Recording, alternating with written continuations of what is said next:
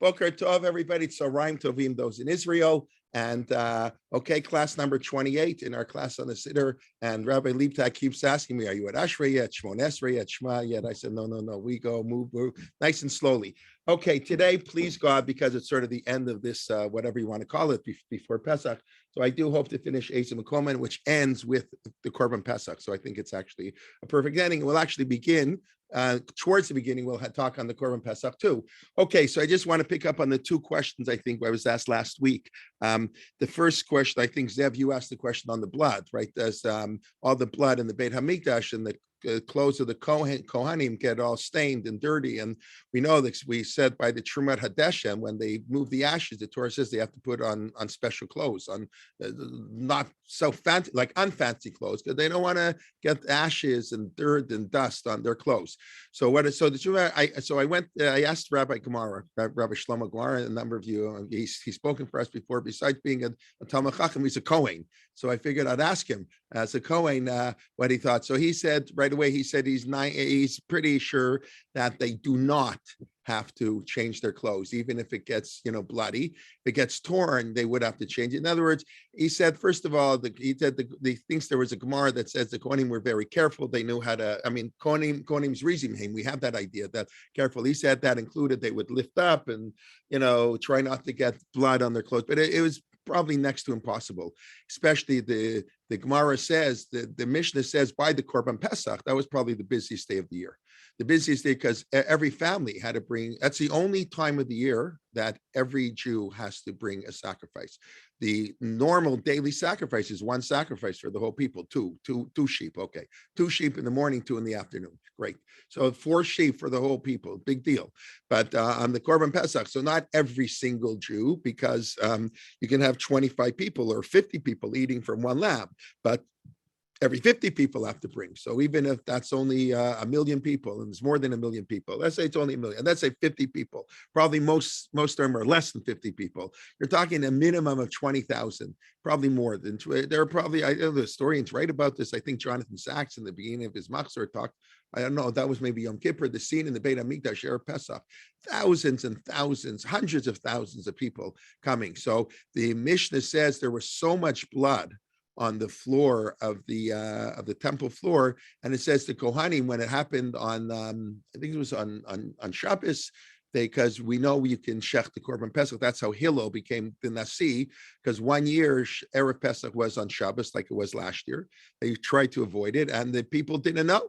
Can you bring the Korban Pesach? Because it's a personal Korban, sort of, right? A communal Korban, of course, the regular Korbanot Musaf, Korban Shabbos, we have extra Korbanos on Shabbos.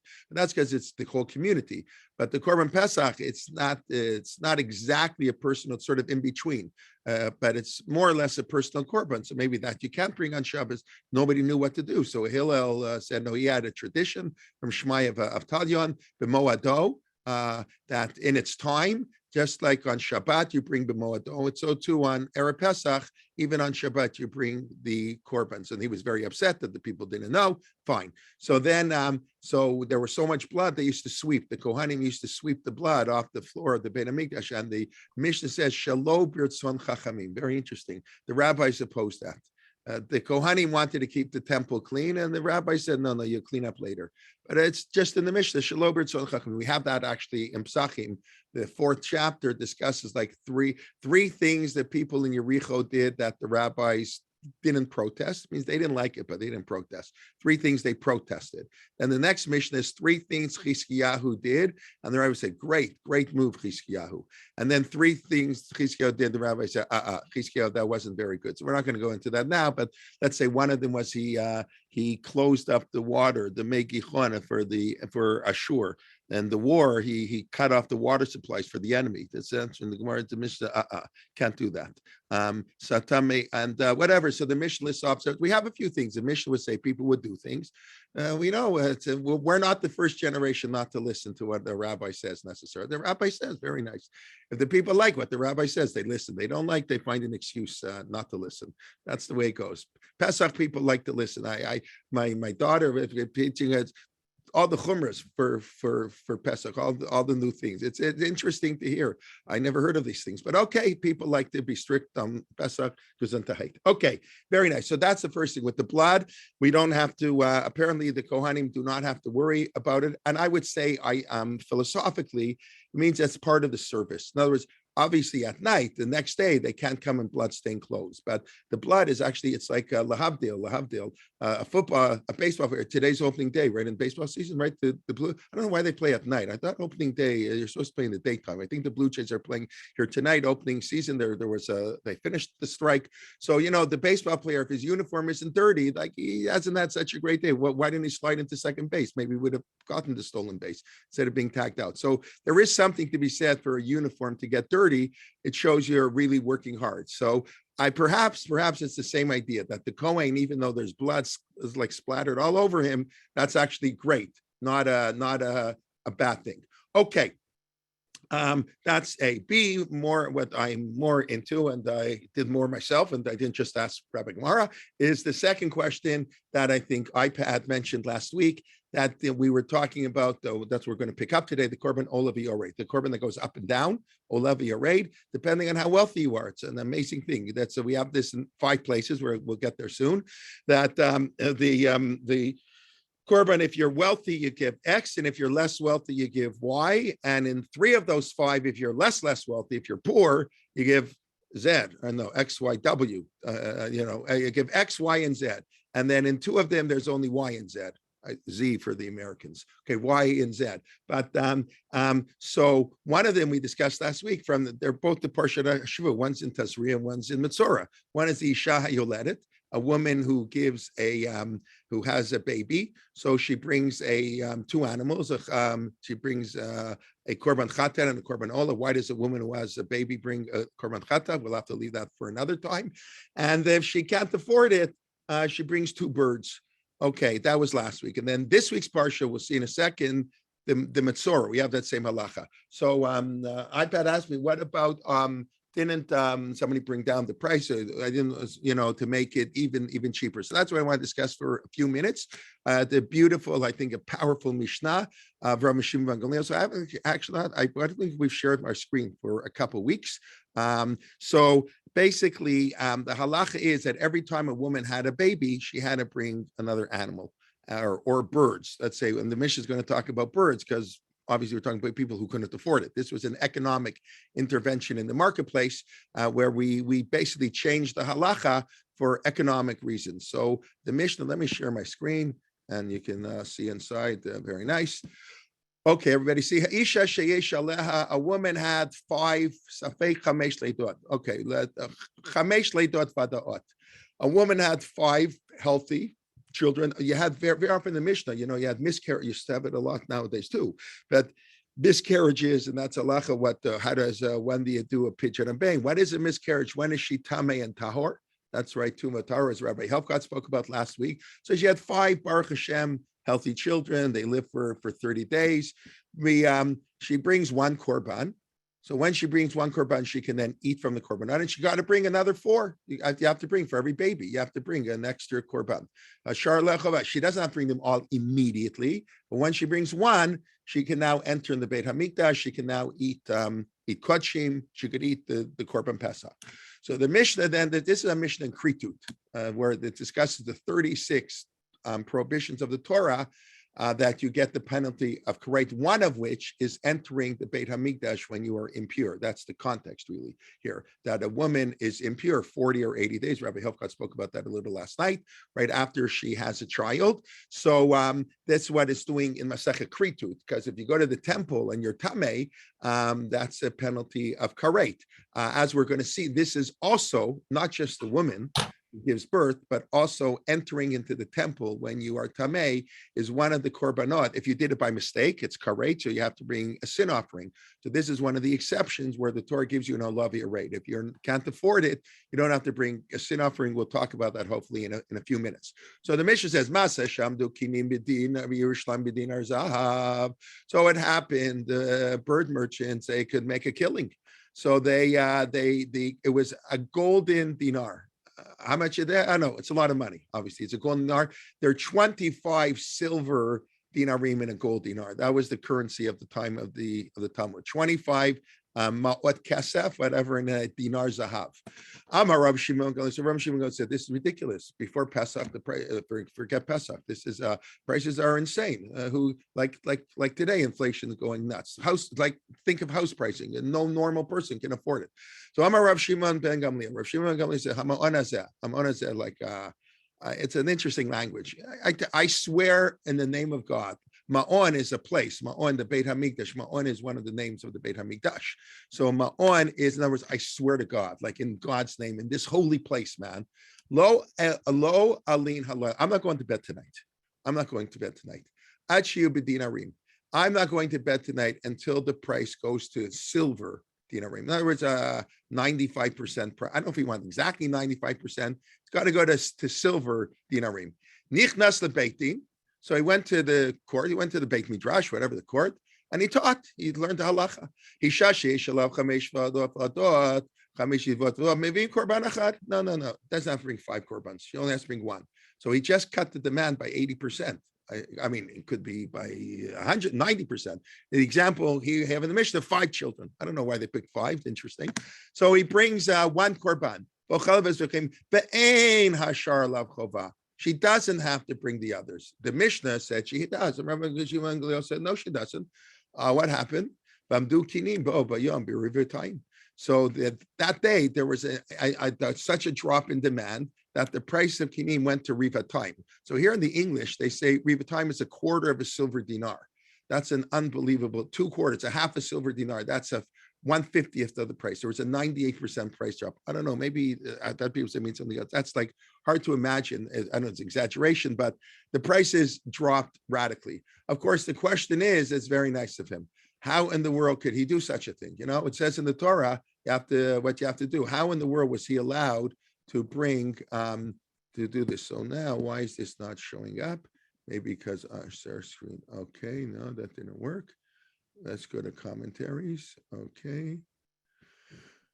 Hold on a second. I just want to show you. Okay. How in the work? I don't know why. All right, I'll tell you if this doesn't. Mefarshim. Okay, good. Bartanura. So the Bartanura, of course, is Rav Avadjami Bartanura, 15th century Italy, the classic commentary on the Mishnah.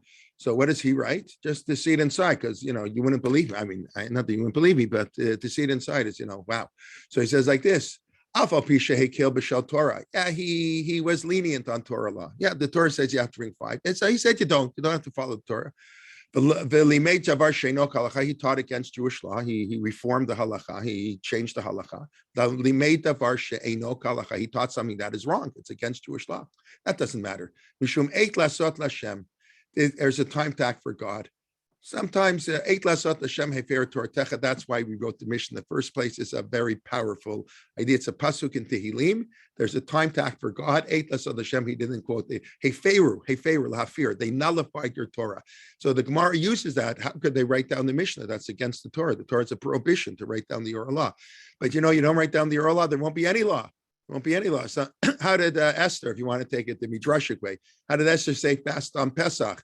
It's against law. You know what? You don't fast this year on Pesach, there won't be Pesach next year. There won't be a Jewish people. Sometimes you got to break the law. But what's astounding here is he broke the law for economic reasons. If it's too expensive and the merchants are charging too much, that's how the bartender explains it. He broke Torah law because prices are too much. You just changed the law. This is an astounding Gemara. It's unbelievable. It's in the Mishnah. I don't make this up.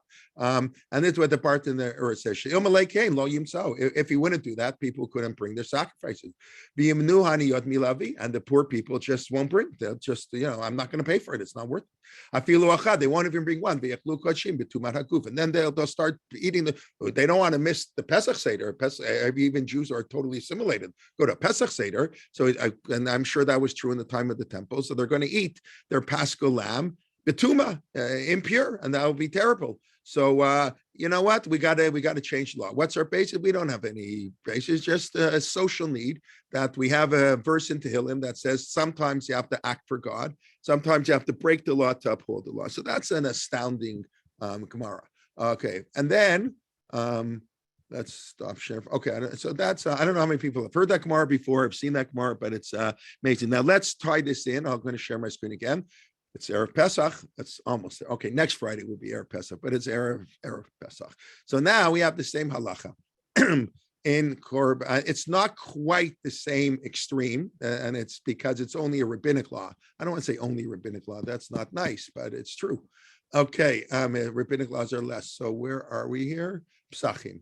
Okay, so the Gemara says like this. We have a halacha here. We have a halacha of chametz shavar alav haPesach. All right, that's one of our favorite laws, right? Yeah. Everybody knows the Sobeys. I don't know what they have in New York. Is Sobeys? Can you buy chametz there? Tov, I don't even know. What's the story on Sobeys? It's not owned by Jews anymore. It's not owned by Jews anymore. It used to be owned by Jews. Right. Miracle, right? Steinberg's. When I was a Right. little kid, the Steinberg's was one of the biggest supermarkets in Canada. And as you might have guessed, it was owned by a Jew. Steinberg in Montreal, but it was a really huge supermarket chain. So what do you do after Pesach? He doesn't sell the chametz. I remember in our area here, Sunnybrook, he used to sell the chametz. There was a sign up that he sold the chametz to Rabbi Felder in Toronto. Though of course he kept the store open and he sold chametz anyways during Pesach. So he's a thief because it's not his chametz. Rav Moshe Feinstein has a tshuva about that. It was very common. People there weren't religious, but they want the religious customers to go. So they go to the rabbi and they sell their chametz over Pesach. But okay, that's very nice. I sold my chametz now, and they keep their store open and they keep their chametz like products. So there's that. So if you had asked me, I would have said that makes the sale a joke, and it's chametz shavar alav haPesach candy. What kind of a joke is this? Going to the whole sale of the chametz is bordering on a joke to begin with, but a legal joke. Okay, but I don't want to joke isn't a nice term, but it's a legal fiction. It's a little bit of a trick that we have to allow because of economic reason. But like this, he sells it and then he keeps the store open. So that's ridiculous. But I'm not, thank God, and nobody asked me. And they asked Rav Moshe Feinstein, who knows a million times more than I do. So Rav Moshe Feinstein said, no. Rav Feinstein said, the sale's a good sale. He's just a thief. He's a gosling. He's stealing from the non-Jew. Okay, so maybe he's selling on his behalf. So he has to take all the money from the chametz, put it to the side, and give it to the non-Jew who's all the chametz. But it doesn't nullify the sale. Okay, Beseder. So now you had a question. We know that kli cheres. What's kli cheres? Kli cheres is pot, or how do we change that? Earthenware, pottery vessels. We know the big shiloh, right? You can't kosher china, right? Everybody knows that because it's made of earthenware. Although you know the famous tshuva of the Chacham Tzvi that after 1 year, right? Bali tshuva. Rav Moshe has a tshuva about that one too. Rav Moshe was great. The tshuvas. I mean, he understood life. You can't kosher china, because China's earthenware. Earthenware cannot be kasher. You have to break it and put it back together. Tanur shalachnai, the whole Rav Elazar, Lo B'Shamayim, he was all about this issue that a pot in an oven, a pottery can, when how do you kasher it if it's broken a little and remade, but you can't kasher it. You can't kasher it. So China, you can't kasher. So what do? Your grandmother, you're a Baal Tshuva or whatever, and you inherit a beautiful $10,000, $20,000 China set from your grandparents, but they didn't keep kosher. So what are you going to do? Throw it in the garbage? Give it to a non-Jew? You want to sell to a non-Jew. That's what you ate. You ate the nice pork at your grandmother's house, and then you became observant, and you were older, and now you inherit these beautiful dishes. So Rav Moshe, I have to look it up again, but Rav Moshe has a tshuva based on the Chacham Tzvi that after 1 year, now you can't kasher. That's okay. We don't need it. We all know already after 1 day, there's not such a transferring taste, but after 1 year becomes totally allowed. Even though that tshuva is not accepted, I think, so widely. Rav Moshe said in the case of a Baal Tshuva, in a case of a lot of money, economics play a very important role in halacha. And if it's going to cost, that's why we sell chametz. If we're going to cost money, we can be lenient. So anyway, so now you have pottery dishes. So let's go to our Gemara now. It's just eight lasot Hashem. Well, it's not exactly eight lasot Hashem, but okay, let's go.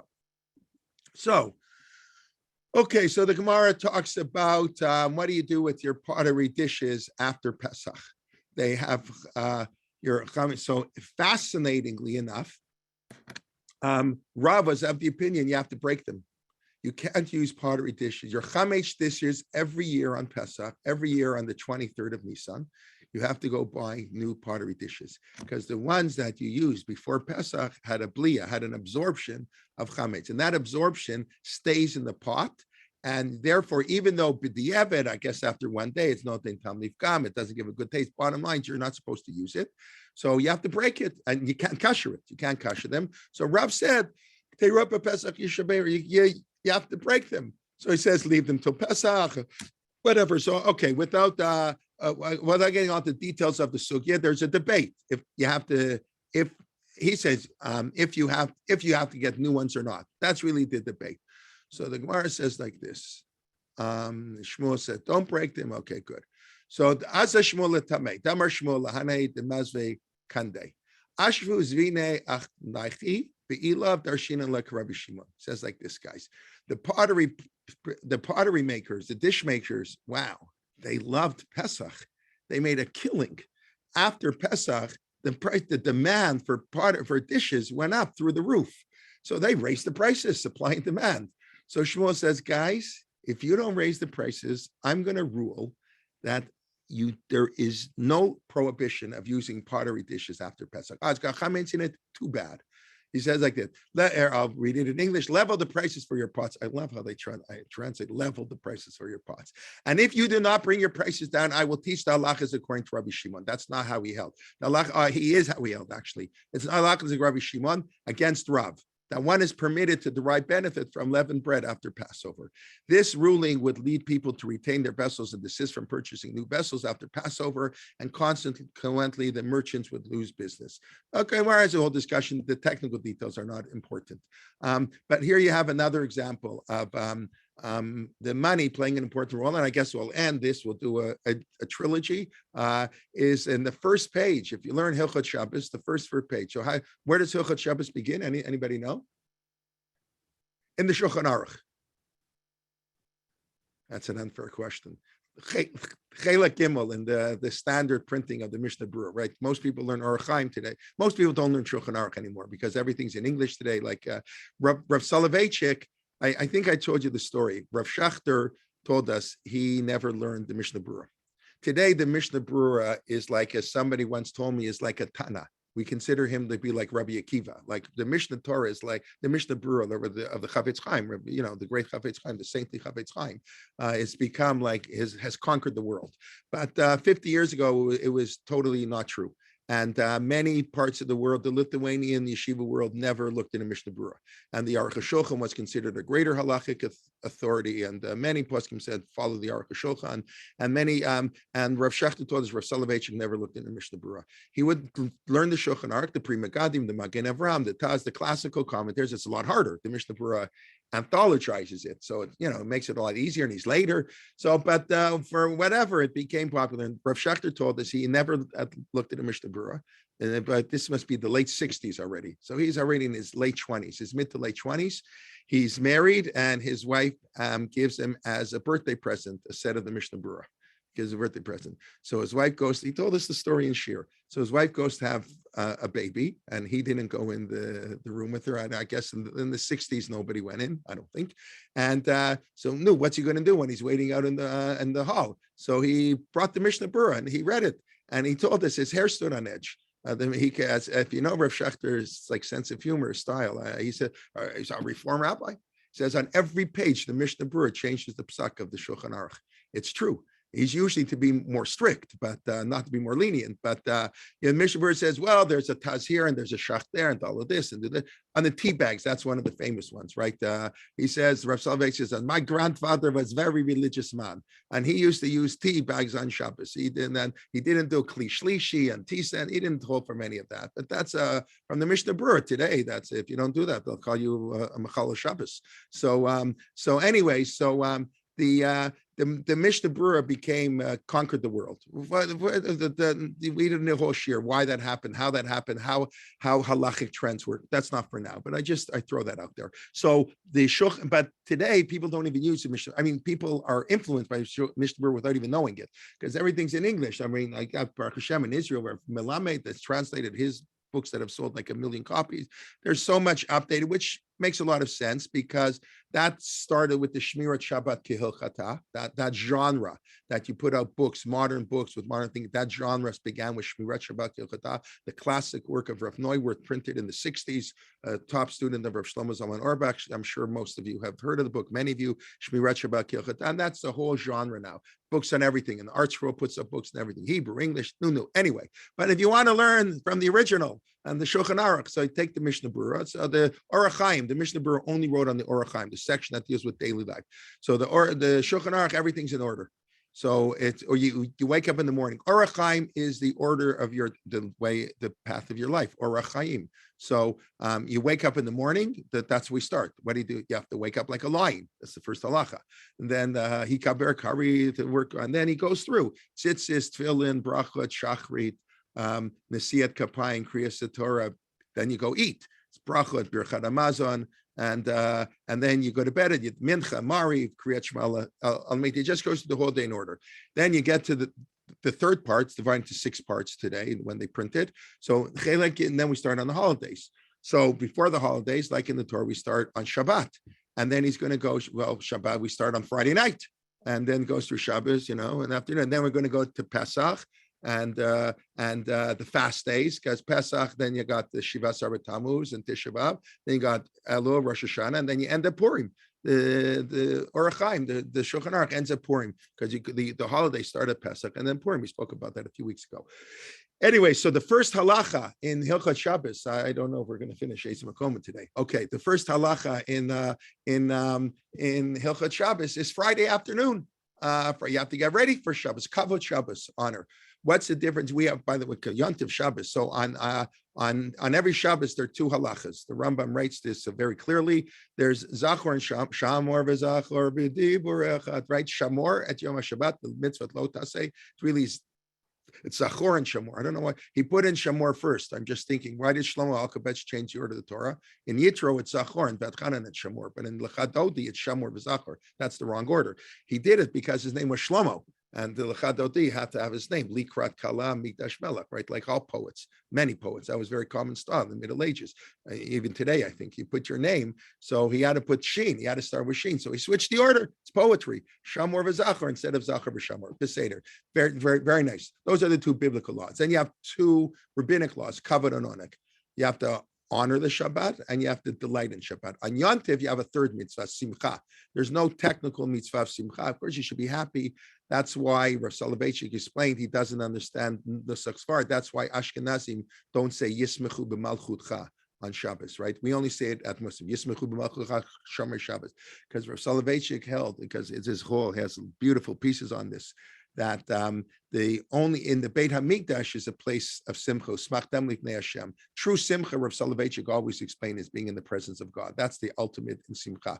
Smachtem lifnei Hashem shivat mim. When you feel the presence of God, there's no greater joy in life than that. If it's a hard thing to feel, that's why Yom Kippur is the happiest day. Lifnei Hashem titar, we're in the presence of God. Sukkot, smachtem lifnei Hashem. So Rav Soloveitchik said the Beit HaMikdash brings this notion of simcha. That's why a Kohen can't come in contact with death, can't be tamei, because death is the opposite. So there can be no death. Anybody who contacted death can't go to the Beit HaMikdash. It contradicts the notion of simcha. So in the Beit HaMikdash, there's always simcha. So therefore, on Musaf, we say Yismechu b'malchutcha shomer Shabbat.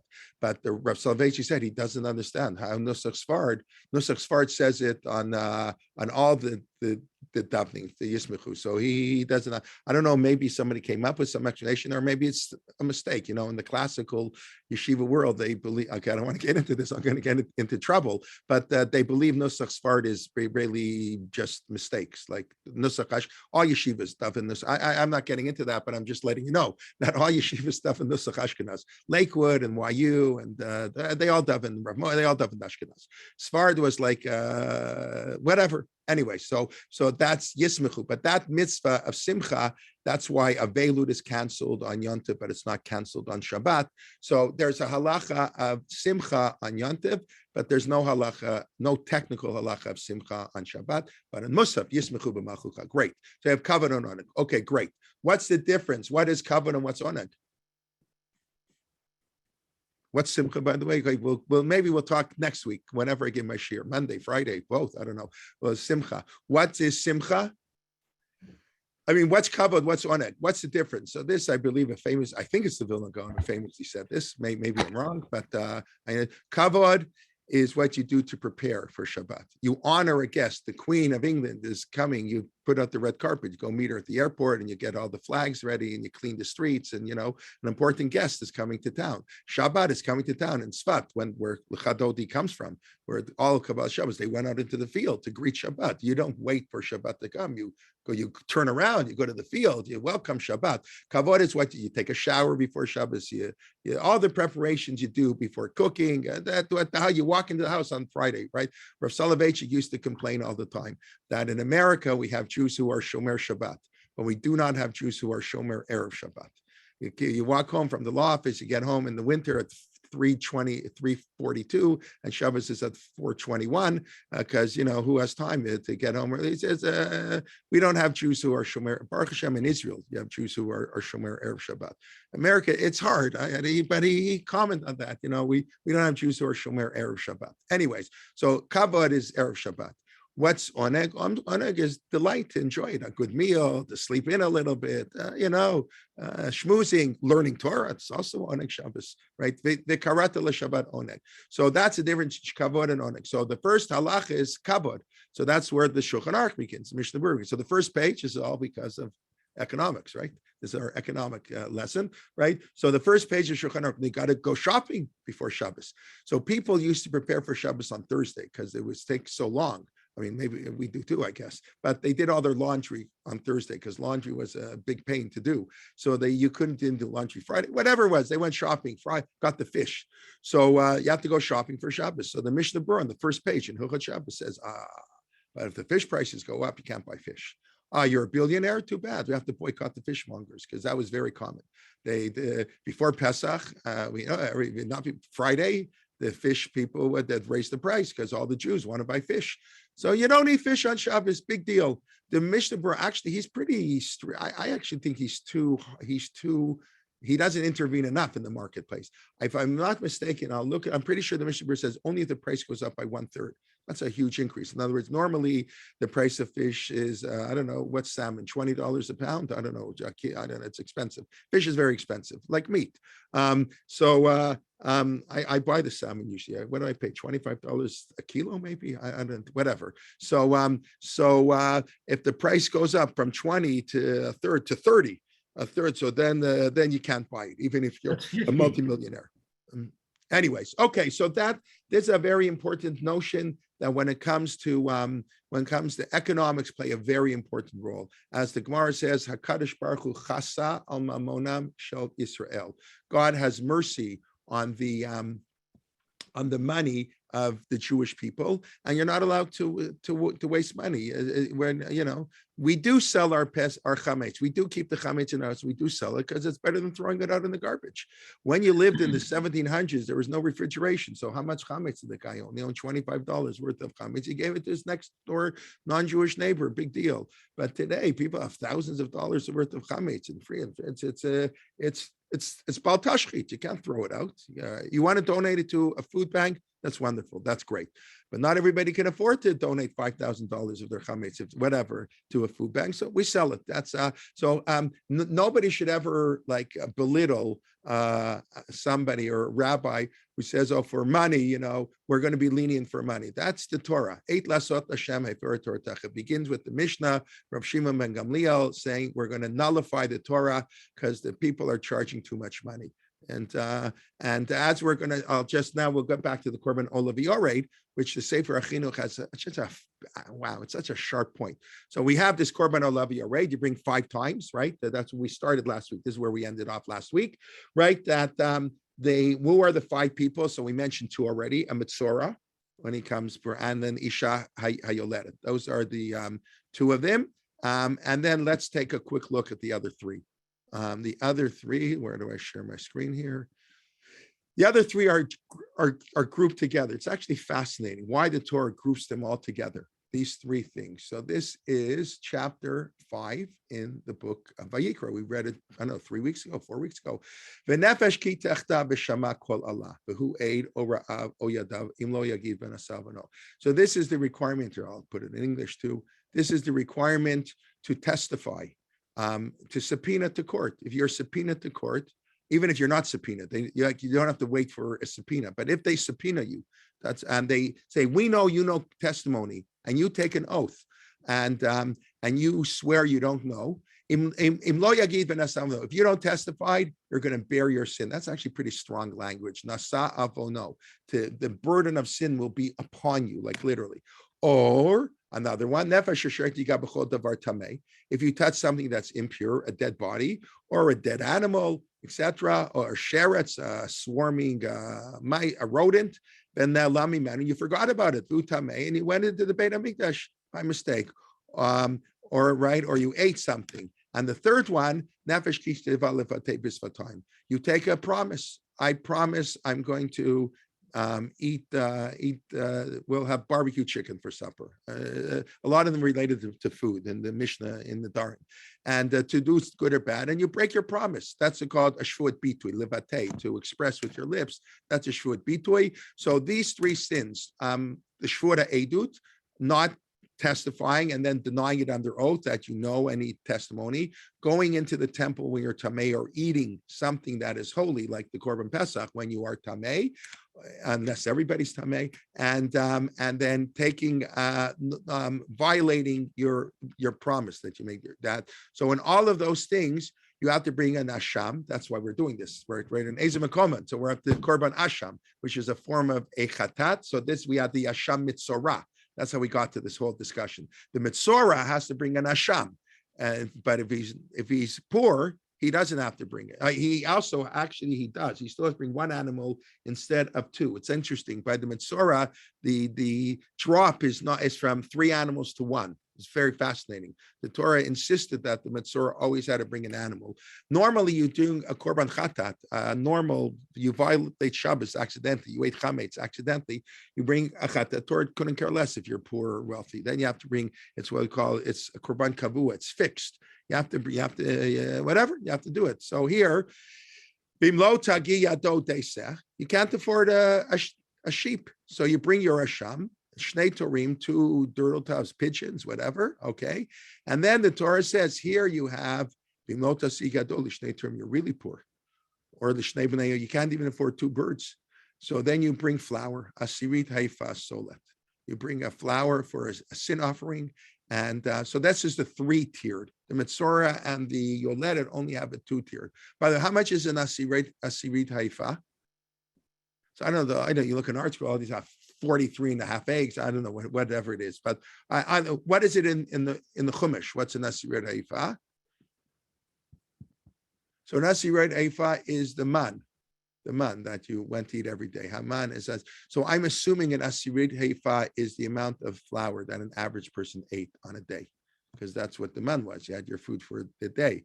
At Omer, the Omer was an asirit, and the Torah, after the whole story of the man in Bishalach, Rabbi Liebtag gave a whole shir on what Omer is, right? But the last pasuk in Bishalach there says, Omer asirit haifa was 1/10 of it. By the way, because the Torah talked, you should take an Omer. What's an Omer? I don't know what an Omer is. So an Eifa was like, I don't know, was a common measurement. So an Asirit Eifa. So I'm assuming that's what it meant. It's a daily food. That makes sense. So when the sinner, accidental sinner, couldn't afford neither an animal nor birds, so he brought 1 day's worth of food. And if he really can't afford it, he'll fast for the day. I assume that's the connection. In other words, the Torah says, okay, you can't afford birds. Okay, yeah, that's fine. But you can't afford flour. You know what? You sinned. I know it was an accident, but still, accidents are all carelessness. You won't eat for a day if your mom is so poor. We don't think like this, because Baruch Hashem, we define, a poor person today maybe only has 1 cell phone or 1 car. Most people, there is real poverty, more than we think, but it's whatever. Okay. Anyways, so that's the Korbanot. And then why, by the way, why do these people get a special Korban Olav Yored? Going into the temple by mistake when you're tamei, violating an oath, not testifying in court. Why do we have a lower Korban? You don't have to bring an animal. The Torah is kind of nice to you. Anybody want to venture a guess? Nobody wants to venture a guess. Oh my gosh. Okay. Well, you should be lucky you're not my student in Czech, because then I would pick on you. I'd call on you anyways, and then I'd call on somebody else. Okay, no, that's not nice. Okay, so the reason the Ramban Nachmanides explains, because he says, first of all, a shvuat, when you take an oath and you violate it or you don't testify, the terrible sin, but it's not karet. It's not one of the 36 sins that's called excision, like eating chametz. Why? Probably because speech in Judaism is never considered an action, right? Dibur, when we speak, it's not the same thing as doing. Talk is cheap. So the Torah is very strict. We have to talk very carefully. But you didn't do anything like an action. You can cause a lot of harm with your speech and do a lot of good, but it's not an actionable offense. So therefore, that's... What about Edim Zomimim? Yeah, because they wanted to harm somebody. What's the punishment the Edim Zom? We do to them what they would have done through their testimony. They would have made this guy pay $1,000. Right. Speech is actionable. Right, only because it leads to an action. You're right, in the court of law, but the act of speech is not the same thing as an action. No, of course it leads to an action, but it's more indirect. But yes, correct. In Eid Zomim, if you falsely testified that Ruvain owes Shimon $1,000 and you're proven to be a special type of false witness, so you've got to pay. The witness has to pay what you would have done to the guy. You've got to pay $1,000, but it's still not exactly the same thing. But there is a whole discussion. Dibur is Kamas isn't right. The Gemara is a little bit. It is kind of an in between area. And then we have this thing. What about thinking? Hearer. Is thinking the same as speaking? So that's a shaila. When you get up in the morning and you didn't say birchas, you get up in the morning, you haven't learned Torah all night. So what the first thing a Jew wants to do in the morning is to learn Torah. Well, what else is there to do? So he's so excited to learn Torah, but he hasn't washed his hands yet. He hasn't done negelvasser. So he's thinking about Torah. So are you allowed to think about Torah without saying birchas Torah? So that's no. You can be mekel. You can be mekel on that. You can think about Torah, not the bracha. But that's a shaila. That's a balkari. In the time of the Mishna, when a balkari, one who had a seminal emission, had to go to mikvah. Rabbi Helfgott just alluded to that yesterday. Had to go to mikvah. So Ezra had a temporary ban. You weren't allowed to learn Torah. A balkari couldn't learn Torah until he went to mikvah, and then he got rid of that, because it wasn't, you couldn't daven and you couldn't learn Torah. So that wasn't a good idea. People didn't go to mikvah so much, they just stopped davening. And so he got rid of that one. So that was Ezra's takana by a balkari. So that's the question. Can the balkari, he thinks kriyat shema. He can't say kriyat shema. Balkari mahara. That's the Mishnah in bracha, but this is not our shir, and in discuss thinking, speaking. But the Ramban says it's not the same as an action. Other people have different explanations. That's the Ramban wants to know, and therefore those two, the Torah lowers the korban. But what about entering into the Beit Hamikdash? I like this one better. What about entering the Beit Hamikdash when you're tamei? That is correct. That is correct. So why does the Torah give you 3 options? So the Ramban says, you know what? A guy who enters the Beit Hamikdash when he's tamei, beautiful. He's going to the temple. He wants to get close to God. Yeah, he made a bad mistake. And it's even correct if he would do it on purpose. But his yearning for God is really beautiful. I think such a beautiful comment of the Ramban. He's yearning for God to go into the temple. So therefore, he made a mistake. We're not going to hit him with a rock over the head. If he can't afford it, because what's going to happen next time, he's not going to want to go. Last time I made a mistake, he's not so learned. He doesn't know you can't touch a rodent. Who knows? A rodent makes you tamei. Who knows that, right? And what's a rodent? Right? The 8 rodents, the shmona shratzim, right? Right. So he doesn't know. So the Torah let him off lightly. No, that's what the Ramban says. Some people say there's no physical pleasure here. You don't like speaking, right? That's why lashon hara is considered so terrible. Lashon hara is like a snake. The Torah compares it like one is like a snake. Why? Because a snake bites you, doesn't really get any pleasure. He's not eating food. He just injects, venom into you. So what's lashon hara? You don't gain anything. I eat a cheeseburger. I like a cheeseburger. I happen not to, I don't know. I've never had one, but I don't like cheese. I can't, the idea of eating a cheese, I know I don't follow the Rambam. The Rambam says I'm supposed to want to eat a cheeseburger, but I don't do it because God says, what can I do? I don't want to eat a cheeseburger. I wish I wanted to eat a cheeseburger. Then that's what the Rambam says. You're supposed to want to eat a cheeseburger. So you want to eat pork, but you don't do it because I'm not supposed to want to steal, because that's not nice. But to eat pork, nothing wrong. Just the Torah said so. But anyway, if I eat a cheeseburger, I like it. It's good. Okay, I gained something. I understand such a sinner, but to speak lashon hara, what did you gain? We gain in other ways. We feel better because he's worse than us. Of course, there's all the psychological reasons, but there's nothing. It's like speech. It's the same way. It's not a real action. You didn't mamish gain anything. That's what some want to say. But whatever it is, you're allowed to bring this korban olav yori, this up and down korban. But what I want to say is the Sefer HaChinuch has such a beautiful point, which ties into what we're saying about economic intervention, how the economy is so important, money is so important in our religious life. The Sefer HaChinuch says, if you're a poor person and you bring an animal, you didn't fulfill your obligation. You're not allowed to. If the Torah allows a poor person to bring flour or to bring birds, no, to serve God, I sinned, I'm going to bring an animal. I'm going to go into debt. I'm going to borrow money. I'm going to cancel. I'm going to sell our car so I can bring an animal. You're not allowed to do that. The Torah says, if you're poor, do this. You're violating the Torah. Well, what do you mean? The Torah didn't say Nadav and Avihu were killed. I mean, he doesn't say this, but Nadav and Avihu were killed because they brought a korban. They weren't commanded to. What in the world are you bringing an animal for? You're too poor. So it's such a powerful comment of the Sefer HaChinuch. And listen, in this generation, nobody cares about any of this stuff. But it used to be in Jewish history that they were very strict, right? The only ones who strict today, as far as I know, is the Ger Rabbi. I don't know if he still has the $100 Streimer rule or whatever, or 100 people at a wedding, right? How many people? I don't know anybody in Ger, but I think you weren't ever allowed to have more than 100 people at a wedding. I don't care if you got 97 first cousins, which probably a lot of them do, and it doesn't matter. 100 people maximum at a wedding, and they put all these rules. I remember years ago, about 30 years ago, the Aguda put out rules, and everybody laughed at them. Why they laughed? Because they had a hole as big as a truck. If the rabbi feels it's important to make an exception, you weren't allowed to have more than 97 pieces in the band and $28,000 on flowers, whatever the rules were that they put in. Sorry for my cynicism a little bit. I apologize. But they did put out these rules, but they really had the hole in it the size of a truck to drive through. So the rules didn't last. But when we had strong communities, they had very strict rules about consumption.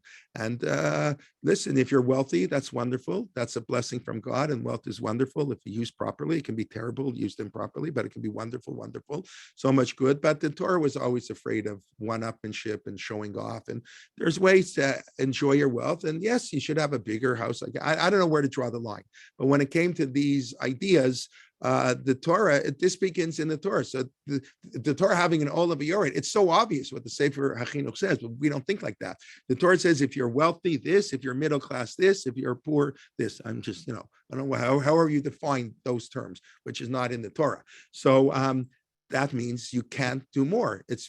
Don't spend so much. And that's really the last Mishnah in Menachah.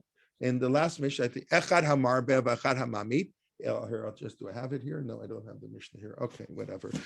Whether one does more, whether one does less, doesn't matter. A flower offering can be just as great. So that's the little bit on the Korban olav yored, and that's to finish up the Korban Asham. Okay, one more Asham. So there's the Asham Nazir. We went through the Asham Gzelot. We discussed that in the last couple of weeks, I think. So all this is because of Asham Mitzvah. 2 words take 2 weeks to discuss. What an Asham Mitzvah is, why brings an Asham, and that's an olav yored, and you get into all the other olav yoreds and why, and what the Torah's meaning is in economics and Shabbos and the Mishnah Berurah and eating fish, all because of an Asham Mitzvah. There's so much, all the Torah is interconnected. That's what they say. Kol Torah kula inyan achar. All the Torah is one idea. Okay, Asham Talui. This is the last Asham. What's an Asham Talui? A hanging Asham. Anybody know what an Asham Talui is? A hanging Asham. So a hanging Asham is, if you don't know, you have 2 pieces of meat, and one is chaylev. Chaylev is a forbidden fat. You have to be trained very heavily in this. Chaylev and shuman, there are 2 fats in the animals. So some fats are in Easter karet. It's very, we don't think, what's so terrible? Who cares? But Torah makes a big deal about it. Chaylev, that's nikur, when they have to take out the stuff from the animal. It's a big specialty. Not so many people know how to do this, and who wants to go into a career removing fat from an animal. That's Being a shochet, okay, a shochet, people can eat the meat. That I can hear a little bit, but to spend your life removing fat from the hind legs of a quarter of an animal, that's not such a, I don't know how many people that appeals to. Anyway, so chalev is forbidden. It has to be removed from the animal. I think it's mainly in the hindquarters, which is why in America we generally don't eat hindquarters. It's not worth it. They just give it to the non-kosher plants. And shuman, which is a permitted fat. So you have two pieces. One is chalev, one is shuman, and you don't know which is which. And you ate one by mistake, and you don't know which you ate. So you bring a asham to a hanging asham. And then if you find out, if and when you find out you violated sin, then you bring a sin offering, then you bring a korban chatat. So that's the sixth type of asham, when you're in doubt. We don't have that normally. When you're in doubt whether you violated, you have the two pieces of meat, you don't know which one you ate. It's not any doubt. Again, I don't want to get into all the technical details. It's not if you're not sure if you violated Shabbos, you don't bring in a Asham Talui. In that case, it's you have two things right before you. One is allowed, one isn't allowed. You don't know which one you did. That's when you bring a Asham Talui. What's important for us and the moral lesson. So the Shulchan Aruch in Hilchot Aseret Yemei Tshuva. The Shulchan Aruch doesn't really, the Rambam, as Rav Soloveitchik said, the Rambam invented. I know invented is a strong word, but the Rambam basically invented Hilchot Tshuva. In other words, the Rambam has 10 chapters. What's in those chapters, it talks about free will, all kinds of things, but the Rambam came up with this notion of Hilchot Tshuva. There's only one mitzvah in the Hilchot Tshuva, vidui, to confess. That's a pasuk in the Chumash in chapter 5 in Vayikra, by the way, by the Asham say, Lord, okay, maybe I don't know, it's getting late, but if you want to go chapter 5 a little later, when it talks about you steal money and then you deny it and then you admit your sin, bitvada, you have to admit your sin. That's the source. Stealing money from a convert who died. I think that's the case. The convert dies, and a convert has no halachic relatives. He's not related to his parents, so his children. So his children that he had while he was a non-Jew don't inherit him. So his money is hefker. So if somebody cheated, I remember they cheated from the convert, and they took his money and they denied it. I remember the exact details of the case like that. And then they swear, and then they admit they did wrong. So that's where the mitzvah of vidui, to admit your sin, I think that's the source of the mitzvah of vidui. That we do on Yom Kippur, comes from stealing money from a convert. That in itself is a very, very powerful idea. Anyway, so the Rambam invented Hilchot Tshuva. You look in the Shulchan Aruch, there's no section Hilchot Tshuva. You sin, you make up for your sin. It's like he just unbelievable, the brilliance and creativity of the Rambam. But in the Shulchan Aruch, there's a little bit. So there's this funny halacha, right? You're in the Aseret Yemei Tshuva, you should be more strict. So how do you be more strict in Jewish law? So it's like such a funny law. Anybody know what it says in the Shulchan Aruch? So if all year you eat padakum, if all year you eat Arnold's bread, right? They still have Arnold's bread with the no U. I don't know. In Canada, we only get from bakery. I don't know, but Arnold bread still exists. Yeah. Padakum, non-bread that's kosher, baked or the cookies, not Stella D'Oro. I don't know if they make those anymore. Entenmann's. I don't know what these are non-Jewish manufactured cookies, but they have an OU. They're kosher. They're made by non-Jews. We allow it. We allow made by non-Jews. Right, there's this Pat Yisrael, today that's in, Pat Yisrael, Yashan, Chadash, all that stuff that didn't exist when I was a kid, but okay, Beseder. It existed, but in a different way, very different way. So during the Aseret Yemei Tshuva, you should eat Pat Yisrael. Okay, it's so funny. Anyways, but there the Ramah has this unbelievable insight, psychological insight. The Ramah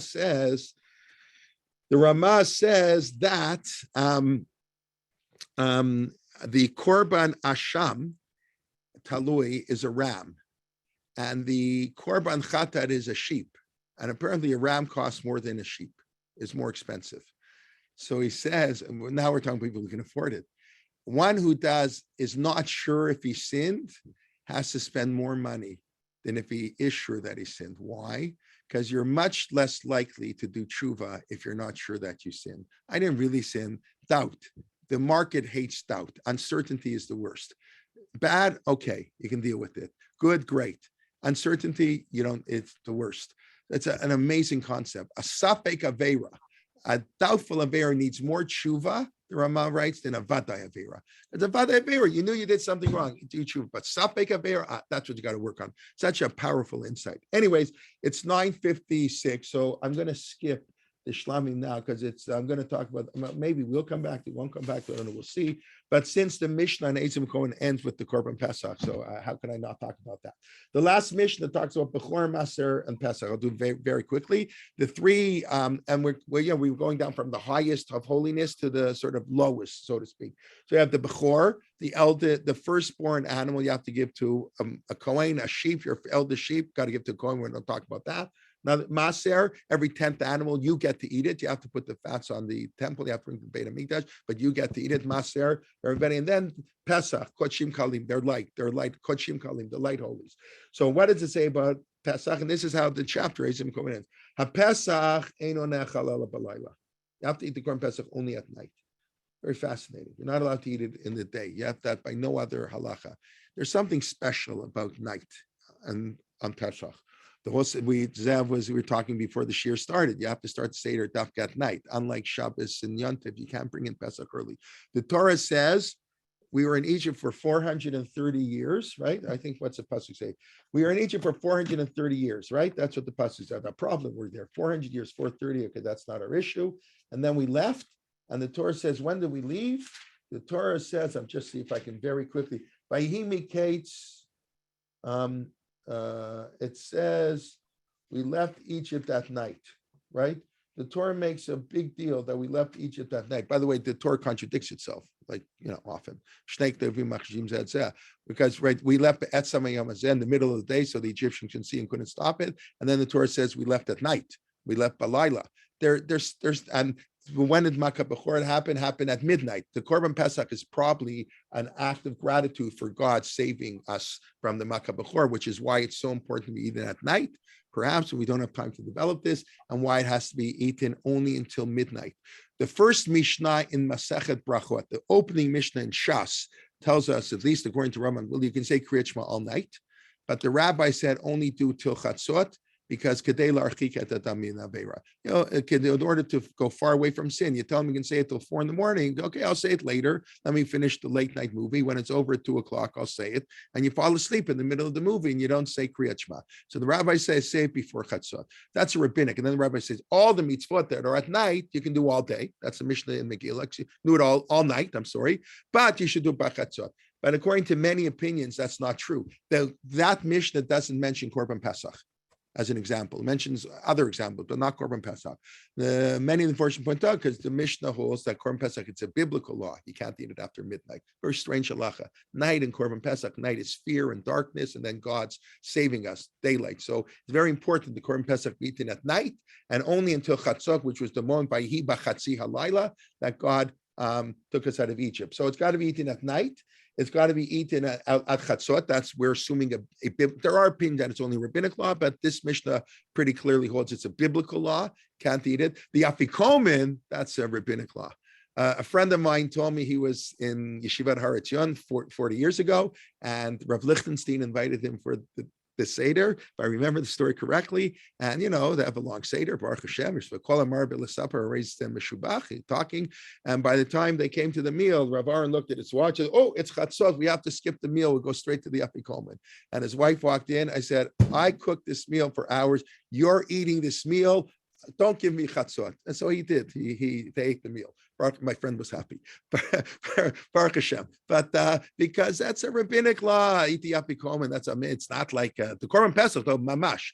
That's why Mordechai, but maybe we'll talk about that on our Pesach shir, how the Seder changed. Okay. Eino nechal ela minuyav, you got to organize in advance. Pesach, you have to prepare in advance, not just cleaning. You have to know who's eating the Korban Pesach. You have to have your group before they slaughter it. And that's how the Mishnah ends. It has to be eaten only roasted. Why? Because roasted meat is the best. That's what the Sefer Chinuch says. It tastes better. Barbecue is the best. You're not allowed to have any water, nothing. Got to be pure. You can't even use a steel skewer to roast the meat. It's got to be on, the Mishnah says, rimon, a pomegranate branch, because it wouldn't give off any heat. Because if you heat it, if you put the meat on a skewer, like they do the shawarma in Israel or whatever, like there's other things like or lamb chops. I don't know, I guess it is lamb chops or not lamb, whatever pieces. So the steel heats up, and that may give heat to the meat. No, got to be pure fire. So because it really tastes good. So that's the Korban Pesach. The Korban Pesach supposed to be the best meal of the year. That's getting back. I'll end with this. That's why get back to the Aruch HaShulchan and the Mishnah Berurah. We're talking about who's to follow. So I don't know how many people here have the custom not to eat roast meat on Pesach night. You eat boiled chicken, right? Is that what you eat? Yeah, so so that's the Mishnah Berurah. The Mishnah Berurah says because you'll think it's a korban. The Aruch HaShulchan says no, you should eat roast meat. It's much better. You don't have to worry that what you really think that chicken is the korban Pesach. Everybody knows it's not. So the Aruch HaShulchan says you should eat meat. I follow the Aruch HaShulchan. I will et mitzvotai and the maskir hayom, right? Whatever. Many people, but so that's a debate between the Mishnah Berurah and the Aruch HaShulchan today. But without getting into that, ask your rabbi, do what your family does, whatever. But there is something. The Pesach, the Seder night is supposed to be the fanciest meal of the year. It is supposed to be, and I think that's a consideration. And when you're making the menu, that's why you have roasted lamb chops for dessert, and and 4 cups of wine, and appetizer. Karpas is the appetizer. Discuss it. Maybe the karpas changed to something else, but karpas in the Mishnah is an appetizer for a fancy meal. So, anyways, Pesach's got to be a wonderful meal. But so eat whatever. If you're a vegetarian, okay. People like vegetarian stuff. Great. Okay, let's just do a very, very quick review. We sort of reviewed as we went on. We discussed money. Okay, blood on clothes. It's okay. The Kohen has blood on clothes, like the guy sliding into second base, Lahavdil, gets his clothes dirty. We know the Kohen's working hard in the temple. Great. Doesn't have to change his clothes. And then we discussed Rav Shimon and Gamliel changing the law. When the fish merchants raised the prices for the bird merchants raised the price for the women who were having children. So it said you have 6 children, bring 1 korban. So you drop the price like that, 80%, 85% overnight. And it worked. It's against the Torah. So who cares? There's a time tag for God. You have to nullify the Torah, and then we saw that on a lesser example by the Kalim after Pesach. You don't have to get rid. I'll rule if you don't lower your prices. I'm going to rule that we're going to be lenient in the laws of kashrut, of the dishes, of the absorption. And then we saw the Mishnah Berurah, the first page. You can't spend too much money, even if you're a billionaire. Obviously, if the rich people spend and the poor don't, it's not a boycott's got to be across the board. Okay, and then we continue talking about the Korban Ola V'Yored, and you can't spend more. If the Torah says spend less, you spend more. You can't spend more. The Torah that's what the Sefer Chinuch writes. Why these 3 mitzvot with speech, right? Not testifying, going into the temple when I'm tamei, and what's the other one? And a false oath, right? So the 2 of them are speech. Maybe it's lesser, no karet, and of course they're going into the temple. You were coming close to God, even if you made a mistake. We're not going to punish you, so to speak. We're going to make you bring a much lesser korban. Some say, because I didn't say this before, some say because these sins are so easy. I think the Sefer Chinuch says it. It's impossible not to. It's so, most people don't know Tumah B'Torah. That's what I'm saying. It's so hard that the Torah, it's like I say, and speech, it's easy not to eat kosher. It's next to impossible not to talk lashon hara, not to say things faulty. The Gemara says that. It's impossible. So these sins are so common. The Torah wanted to give us a little bit of an out, and then we just discussed with Asham Talui. If you're not sure, because a doubtful sin requires more tshuva than a known sin, because you're not. I don't know that it's sin. Doubt is never good. And then we ended a little bit on the Korban Pesach. Okay, and how you have to eat it, and it's different, and what is real of the year. Okay, so I think I'm going to do, I'll send it an email. I hope people will come. Please God, Monday at 11 a.m., which we've had a share the last few weeks. Rabbi Kowalski is on Monday at 11 a.m. on the Haggadah, insights into the Haggadah. And if people really come, I really am happy. I have permission from the house to give a shir next Friday at 9 o'clock in the morning. So if people want to come, even if I understand many people can't come, and there obviously won't be a continuation of this, I'm happy to give a shir next Friday too. And, 9 to 9:30. It would be 9 o'clock next Friday, I think. You tell me. 9:30 start. 9:30 starts after Pesach. Oh, okay. After Pesach, and then Friday after that is already Yontif, so for sure it won't be a shir then. I don't know yet. Will be on Chol Hamoed. Maybe we'll have a shir on Chol Hamoed. Just watch your emails, and I appreciate all who come, and I just think it's nice to learn before Pesach, and I never like to, cancel Torah, but I understand, of course, people are very busy, but so you can do extra stuff. And as I mentioned, in 2 weeks, we're going to start the shir at 9:35. I'm teaching till 9:30, so I need sort of 5 minutes. I say 9:30, but just I need, to open my computer and whatever goes. So I hope that will be fine, please God. Okay, and we'll send out pretty soon our post-Pesach program. Right now, I think we have 11 classes coming up, a bunch of new classes, and thank you very much. Okay. Oh, any questions? I didn't quickly check. I'm sorry. I didn't look at. Got a minute? I'm sorry? I got a couple of questions. Sure. Next Friday night, we daven Kabbalah Shabbos at 7:00 now.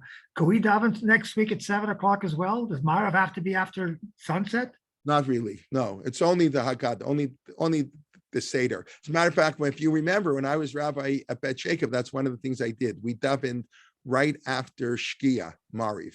So, but by the time everybody got home, because it was so late, so you can daven Mariv after Shkia. So let's say we daven Mariv at 8:10. Nobody's going to get home before 8:45.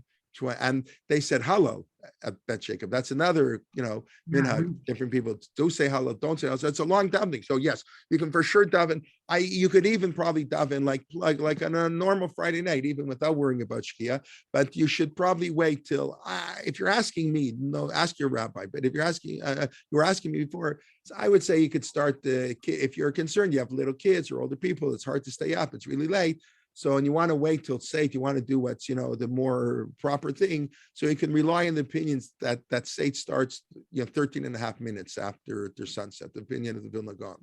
That's 3/4 of a meal. A meal is 18 minutes. That's the 18 minutes like matzah. It's all connected. You have to take matzah within 18 minutes because a meal, it's the amount of time it takes to walk 2,000 amot. So that's a question. When is Seit HaKochavim? So Rabbeinu Tam holds it's very late. But the Vilna Gaon holds it's much earlier. So, and he holds it's 3/4 of a meal. So long to that, different opinions, a complicated area of halacha. But this is an area, the same way we're very lenient when it's a lot of money. If the kid's going to fall asleep at the Seder and you can get an extra 25 minutes in, I think that's a good idea. If nobody cares, if everybody goes to bed at 3:00 anyways every night, so might as well wait half an hour after Shkia to get home from shul, if that makes any sense. Okay, somebody asked me in the chat box, although many shuls constitutions say they will be subject to Orthodox halacha as said under the Shulchan Aruch. That was in the Bet Jacob constitution where I was the rabbi and Zev was the treasurer of the shul, and they had in their constitution we follow Shulchan Aruch. And when I first read it, I started laughing because anybody who knows anything, who's really studied halacha, I mean, it depends. If you wanted to find the Shulchan Aruch as all its commentaries, blah blah blah, yes, but everybody knows we don't follow the Shulchan. I mean, we do, but like Rav Schachter said, the Mishnah Berurah, his hair stood on edge. Every page we change it. That's why there's so many commentaries. We don't follow, and that's why people don't study the Shulchan Aruch so much anymore. They study all these modern books. They're easier. They're written in more accessible language. But we really have changed. The Shach says we don't follow the Shulchan Aruch here. So if you mean Shulchan Aruch, Rav Yosef Karo, and you put it in the Constitution, yes, then that's almost, I don't want to say it's a joke, but it's for sure not true. But I think when shul constitutions say we follow the Shulchan Aruch, they don't mean the Shulchan Aruch per se. They mean, halacha as developed. The Shulchan Aruch is sort of just a symbol of Jewish law. But I agree. If I was writing a constitution, I would not put in that language because I don't think it's accurate enough. And if you ever had to go to a court of law because the shul fired the rabbi because the rabbi did something against the Shulchan Aruch, and the court might rule, Shulchan Aruch, where the rabbi is saying, we don't follow the Shulchan Aruch here. The standard practice not to follow Shulchan Aruch. So you can get into problems. And I know that sounds ridiculous, but I don't have to tell you that rabbis have gotten fired for much lesser things and whatever. Okay. Speaking of economics, somebody writing privately being part of the Jewish community and especially the Orthodox community is very expensive. Yes, a big problem.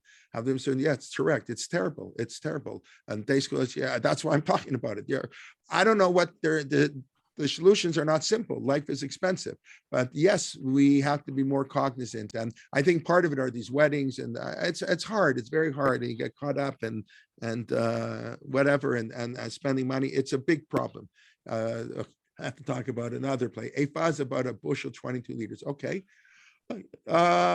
Okay. Why somebody asking me privately? Why did it not exist for all of the Korbanot? Yeah, so that's a great question. I have to think about it a little bit. Why? I mean, I sort of have an approach, but let me think about that. I'll try to mark that down. Why we don't expand the Korbanot levy rate? Olivia Raid. Okay. And are women today allowed to be the specialized animal shul? I'm not sure what the question is. Oh, yes, of course. To take out the chalev. That's an interesting question. I don't think there's so many men to do it. Is there any reason a woman? Absolutely, there's no reason. A woman can be a shochet. Okay, that would create controversy, but it's 100% clear that a woman, of course, is kosher to be a shochet. Rav Moshe Feinstein, back to Rav Moshe again, has a very fascinating, relatively famous tshuva about can a woman be a mashgiach, a mashgicha. And the case was that a man died and the woman needed parnasa. And she's, anyways, a friend of mine called me this week. So my wife said, I want to talk to Jay. She said, no, I'll ask you all my questions about Hilchot Pesach. So she asked Ilana the questions. What asked me, Machmir, and this, that. So, okay, Beseder. We know the woman often answers, even the whatever, asked the mashgicha. So Rav Moshe said, yes, she can be the mashgicha. Rav Moshe was bothered by a problem that that's the problem on women rabbis, women presidents. Rav Moshe held like the Rambam. Most people don't hold like the Rambam. The Rambam has this notion, this gets into all the controversy today, that a woman, the Torah says you have to have a melech. Now, maybe the Torah allows a malka too. Torah just says, you should appoint a king. Okay, a king could be not for sure does a king mean a male. I mean, a king means a male, but the Torah may not be saying male, not a female. It just means a leader, a king. The Sifri, the rabbinic midrash says melech below malka. You can't have a queen as the leader of the Jewish people. We don't have kings either. And whether we should have kings, Barbara Noah says we shouldn't. It's really a concession. Torah really doesn't want kings at all. Whatever it is, the Sifri says you cannot have a queen. Okay, you can't have a queen. The Rambam extends this. The Rambam writes not only a king, a queen, but any position of communal authority can't be held by a woman. So this is the basis of all the stuff that goes on today. Why women can't do this? It's all based on the Shvara. Women can't have authority. So many people say it's very nice. The Rambam held lots of things. The Rambam held. We don't paskin like every Rambam.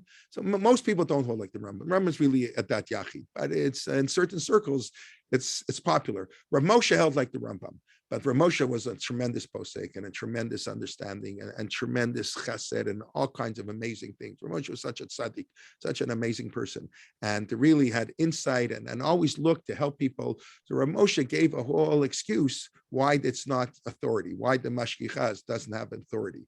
Same thing, why many people say a rabbi doesn't have authority. The president of shul has much more authority than the rabbi. Depends on the shul. In a Lubavitch shul, the rabbi has an authority. In other shuls where the board runs the place and they give the rabbi a contract and don't renew his contract, they do renew his contract. What authority does the rabbi have? The rabbi is not an authority. He's just an employee, right? That depends on the shul. So Rav Moshe has a whole hat there that why a woman can be a mashgicha. And the truth matter, anytime you go to eat at somebody's house, I mean, today, the modern world, sometimes the men cook, but I don't know. And I still think most of the woman cooks more than the man. The woman's always a mashgicha. But Rav Moshe, of course, meant it on a professional level. And of course, he allowed it. To take out the fast from the animal, nobody would even know. I don't see any issue. Okay.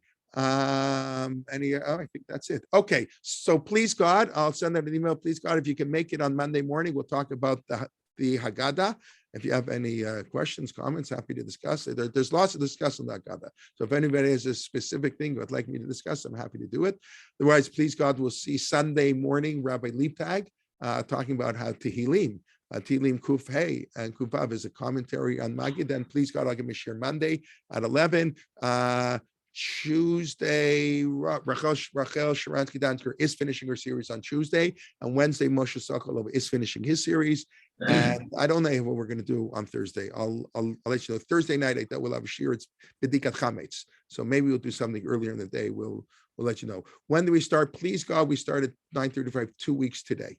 Next week, 3 weeks today. Next week is Erev Pesach. Maybe we'll have a shir at 9 o'clock for those who want to come. I hope no one's upset if I give a shir. People who can't come, you can listen. I don't want anybody to get upset. But if those who come, they can do something, special. 2 weeks is Yontif, and 3 weeks today. Please God, we'll start continuing on the Siddur at 9:35. Okay, does that make sense? Any comments, questions, criticisms? Question. Yes. Thank you very much. Shabbat shalom, everybody, and be well. And don't clean too much for Pesach. You have to enjoy Pesach. We said last week. You don't have to turn your fridge upside down and this and this. That's what we have bittul chametz for. You have to clean a little, but don't go crazy. The halacha is so much more. Halacha understand we're human beings. All of you, don't be normal.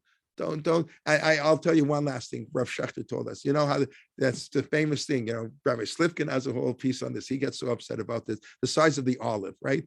Everybody knows when this age group, most of the people here, let's say, we don't have too many people under 20, the size of the olive. How much matzah did you eat as a kid growing up? A little bit of matzah. Today, they bring home, charge, and it grows 8 by 10 inches, 17 by 15 inches. Got to eat matzah, and you have to eat it now within 4 minutes. So I remember Rav Schachter told us, you have to eat kazaik with the achila press. That's what you have to eat an olive, and the sign to eat a process like a half a meal. Like in the time it would take you to eat a meal. So how long do you eat a meal for? So the chumrah is 9 minutes a day, 2 minutes, 4 minutes. So yeah, Rav Schachter said it means to eat normal. You have to eat a small amount in a normal amount of time. You have to fresh food into your mouth. And he told us, I think I mentioned for his father-in-law was a Rosh Yeshiva in Telz, I believe. So he said that they had the Pesach Seder, 5 Rosh Yeshivas were at one Seder. They had one matzah for everybody for the bracha. The guy running the Seder makes a motzi. You count out a piece of the matzah, everybody. 5 Rosh Yeshivas ate from one piece of matzah kazayit. That was enough. Today, the kazayit is grown. Okay, whatever. That's Chaim Soloveitchik's article. All kinds of reasons why this has happened. But you have to know what's halacha. If you want to do a spring cleaning, beseder, but don't blame it on halacha. It's not halacha. Doesn't require it. Halacha requires some cleaning. Bedikat chametz it requires. Bitul chametz, absolutely. But we sell our chametz. We are mevatel our chametz. You don't have to go crazy. Okay, that's anyways. Sorry about that. Okay, Rabbi.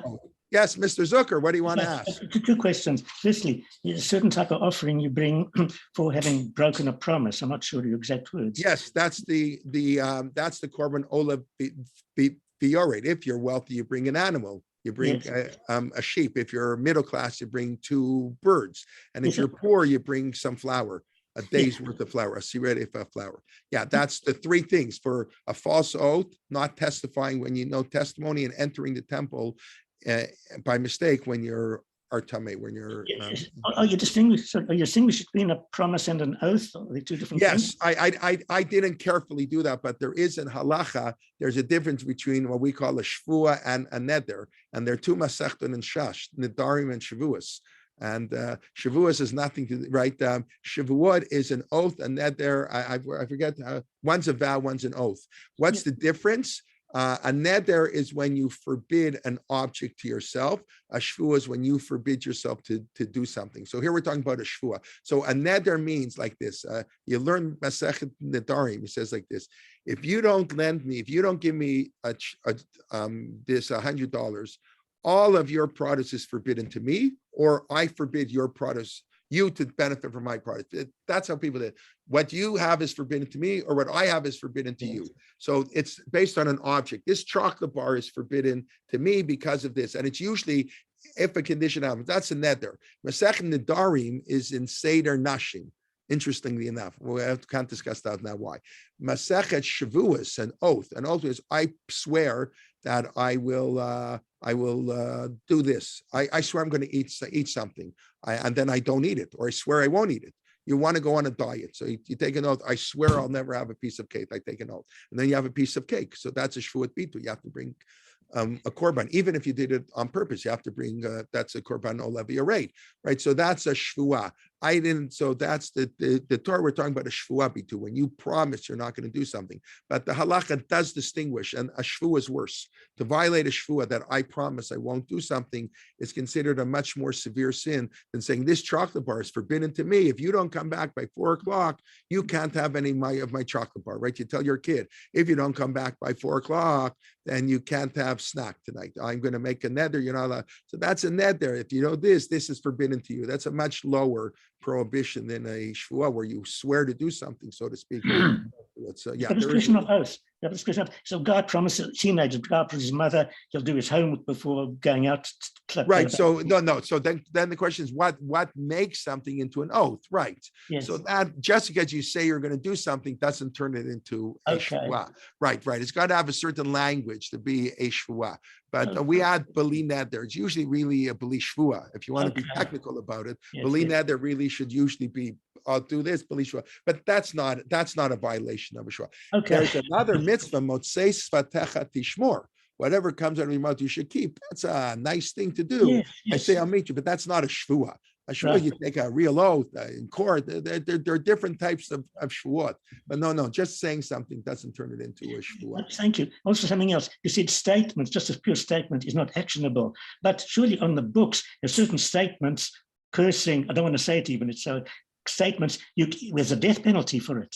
Cursing God, that's the one exception. Or cursing or your parents, parent, I believe. or your parent, that's right. That's so just correct. A statement. You're right. So that's why the discussion, D-board does have some connection. That is correct. Yeah.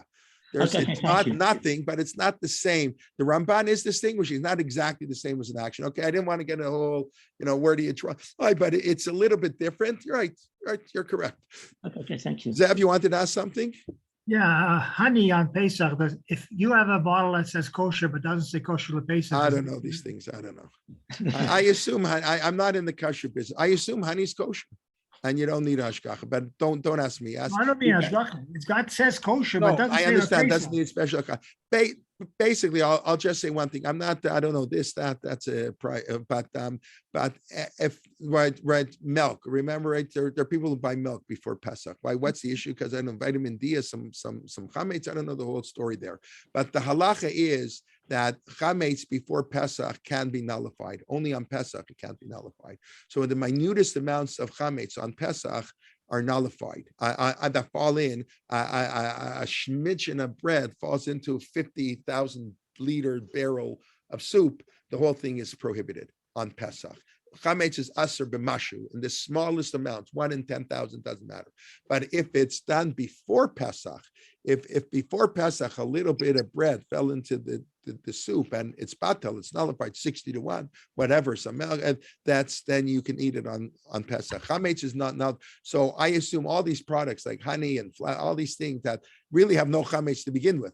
And even what's the outside chance they have any chametz, like 1 in 1,000, it's batel, it's nullified, because as long as you buy it before Pesach. If you buy it on Pesach, so that's why some people, the minhag used to be, I think growing up, people would buy milk without a special hashgacha. Now, without a special hashgacha, they would buy milk before Pesach, because once they couldn't buy it on Pesach. If they bought it on Pesach, it has a little chametz in it, it's a problem. But if you buy it before Pesach, got a tiny smidgen of chametz, it's not a problem. Okay, if you go online, if you go online to the OU website, they have a list of things that do not require. Right, there are lots and lots of things that don't. Thank you, Judy. Don't require. And I think the OK has that also in the Star K too. I'm not sure, but I know the OU has it in its booklet. The COR also has it in Canada. Yeah, probably. The COR has a long list of things you can buy without a special. There are things you can buy without hashgacha at all. You don't need hashgacha, period. And then there's stuff you can buy for Pesach that had a hashgacha that it's kosher, but it doesn't need a special Pesach hashgacha. And then you got all the special Pesach hashgacha. Okay, all right. We have an interesting situation here because I essentially have 4 pieces of bread in my house right now, and that's all the chametz I ever have because my husband's gluten intolerant and we don't have chametz in the house. Cool. And what is so frustrating is that nobody, well, there's a kidney problem perhaps, but nobody is willing. Kidney is batel berov. I don't know why. The whole problem with kidney oil, that's Zev gave a share in that. That's a whole other share.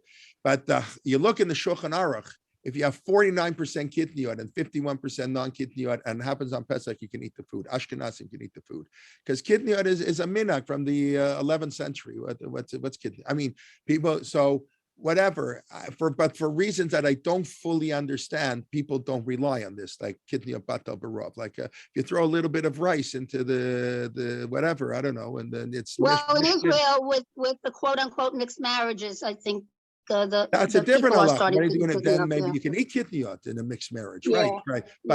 But yeah. for sure, right? People are for sure. The halacha is kitniyot. You don't need 60 or right. It's just rov. It's bata barov because it's not chametz. Everybody agrees it's not chametz. For all of us gluten-free households, I wish some rabbi would. My husband spoke to a few people who said, yeah, it's probably okay, but. Right. People are afraid to say things. So, Right, I know. There are more important I'll end dishes with that this. people are Somebody afraid, said, but. where did I see it this week? And it's so true. The hardest mitzvah for a rabbi is lo taguru mifnei ish. It's a pasuk in the Chumash to a judge. When you issue a halachic ruling, it's a pasuk environment. Lo taguru mifnei ish. You're not allowed to be afraid of anybody. And that's why the Lithuanian minhag was we argue even on the Shulchan Aruch. And as Rav Shachter told us, Rav Yosef Kara was also an ish. Lo tagur mifnei ish. If you're now, if I come up and the Shulchan Aruch says, so I'm probably wrong. Okay, I'm not. Have to have a little bit of chutzpah to say I can argue on the Shulchan Aruch. But if you're Rav Moshe Feinstein, and Rav Moshe Feinstein, that's his introduction to Rav Moshe. I'm going to argue on people greater than me. I'm going to argue on the Nod Yehuda. I'm going to argue on the Khatam Sofer. The Shulchan Aruch is less, but even that is done. People do argue because if you are convinced you're right, you're not allowed to follow other opinions. And I read this week, one rabbi said that's the hardest halacha for a rabbi to follow. That's interesting. Posek, because we're afraid political calculations, what's going to do, people won't accept it. It's very sad. But a rabbi has to be fearless. A posek, and Rav Moshe was a fearless posek. Rav Moshe had some very artificial insemination. They went crazy what he said. I remember that. Yeah, they wanted to kill him. I mean, Rav Moshe never backed down. He was, He fearless. backed down from that. That's why he was a great posek. That's why he's a great. So I agree. But Many of our rabbis he backed down from the artificial insemination. I'm sorry, he never backed down from artificial insemination. Rav I'm Moshe not- allowed a woman to be artificially inseminated with the sperm of not her husband, AID, as opposed to AIH, artificial insemination donor. And he was, to say he was criticized is an understatement. Rav Moshe felt if there's no physical intimacy, there's no problem. There's no gilui rice. It's not a problem. And that wasn't the issue. The issue was whether two siblings would end up marrying each other. That's a different question. So the question was, when you adopt a kid, what should you use? What sperm? That has nothing to do But with. you don't know what sperm. Yeah. Often. That's anyways, that's a posek lo tagur mifnei ish. You're not allowed to be afraid of anybody. And the great person all had that. Anyways, it's late. I don't You got me started. One more thing. What's the I know root of the anybody can word leave, matzah? but I'm sorry. Okay, good What's Shabbat. the root? Good What's Shabbos. the root of the word matzah? What does matzah mean? I have no idea.